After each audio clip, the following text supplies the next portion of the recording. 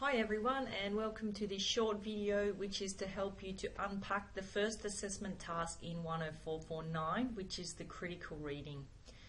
And this assessment falls due at the end of week 3, by which time you have been participating 10 hours per week in this unit, and so that means 30 hours. So I hope firstly that you're up to date with those 30 hours, because we've covered a lot of content that we'd like to see reflected in that first task. So if that's not been your case, a quick reminder, and as per the announcement each week, you need to be going into the study guide. There are different formats. Some students were having issues with that download, so that's been emailed to everyone. So each week go through the study guide. Each week as well, go through my readings, and having read my readings, engage in the online students discussion board. So we can see here those readings were discussed online, and they will feed into your first assessment. Alright, so moving right along to the discussion board, and this is where we hope you've been participating each week in the weekly activity tasks. And they were encouraging you to respond to those readings. So we see here week 2 was all about critical thinking, which is exactly what you'll be doing in that first assessment. The reason it's important to engage in these tasks, because as we see here, a lot of vocabulary, new vocabulary possibly, that will be really useful to you in that first assignment.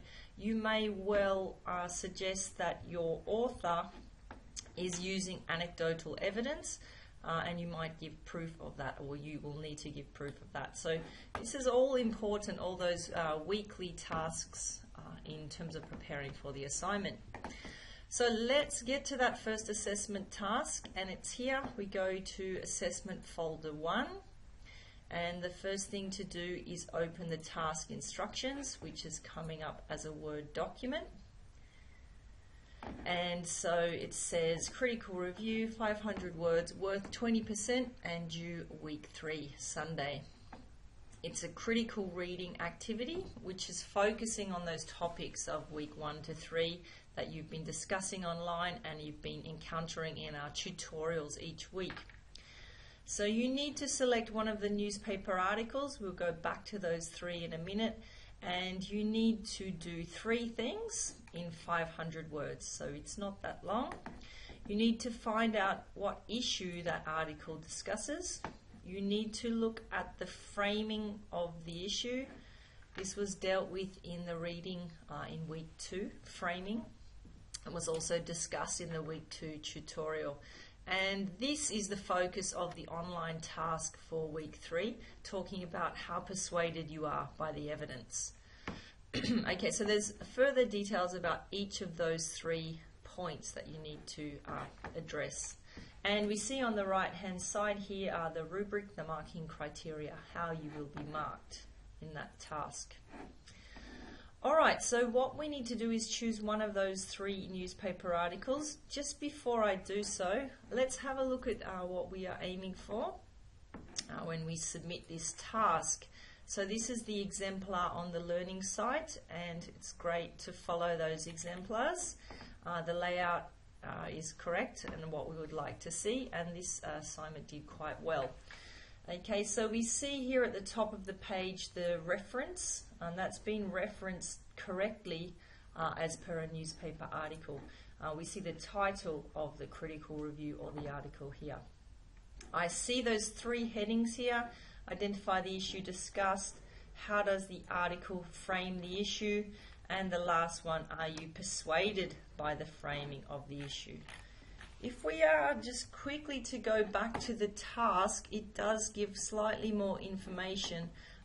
When it talks about the claims, we need to look at the causes, impacts, and solutions. Okay, so in this framing, we're interested in causes, impacts, and solutions. So if I were you and I were drafting, I would make a note to myself, causes, impacts, solutions. That's a little reminder to myself to write about those 3 things here. Okay, the first one, identify the issue. We spoke about what issues are in week 2 in our tutorial. Okay, so the issue has been outlined here. Again, if we are to go back to our task, it asks us to provide evidence from the article and use direct quotes. Okay, so you need to use direct quotes, and the quotes are not counted in the word length in your 500 words. So we can see here a few short, and that was key there, some short direct quotes that this student has used to make their points. Okay, and you'll be asked to do the same thing throughout. Alright, so the first thing is, what is the issue discussed in that article that you are reading? As we said, there is a link between what you've learned already and what you're doing here, because we spoke all about critical thinking, what it is and how to be critical. We'd like you to read this article critically. Okay, so what is the issue according to the author? Okay, sometimes, we did practice this in week 2, the issue could be complex. There might be 2 issues, there might be an implied issue, but what is the issue? Okay, and we want to use short quotes to support that. Okay, this framing of the issue, this is where we'd like to look at the causes of the issue, the impacts of the issue, and the solutions according to the article, and using short quotes to prove or to back up what we are saying. Okay, so causes, impacts, and solutions of the issue. I see all the way here through some short quotes. And again, I see just a page number here because the full reference is at the top, which is correct. Alright, so after the causes, impacts, and solutions according to the article, are you persuaded by the framing? And here we'd like you to look at the evidence that's provided. This is detailed in the task sheet.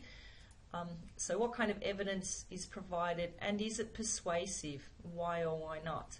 We'd also like you to look at the language used here. What kind of language was used in the article?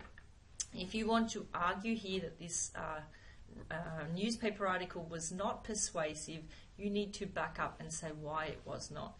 If you say no evidence was provided, perhaps you can give an example of a short quote where there could have been evidence. Okay, there was no support. So that is a very quick, a very brief overview of that first assessment task. We will be going into that, and we have done so already, but I would just like to point out that on the weekly discussion boards there is practice for all of those. So if you go there to a week 3's task, we can see here there is a reading to do.